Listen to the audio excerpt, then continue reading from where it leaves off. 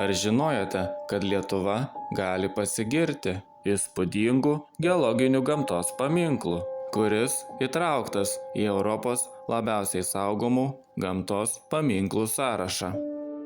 Velnio duobės gylis maždaug 40 metrų. Kaip susiformavo duobė, nėra tiksliai žinoma.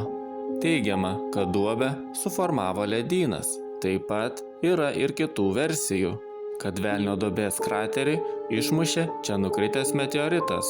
Kraterio skersmuo maždaug 200 metrų. Mokslininkai tvirtina, kad prie Velnio duobės fiksuojami energinio lauko nukrypimai.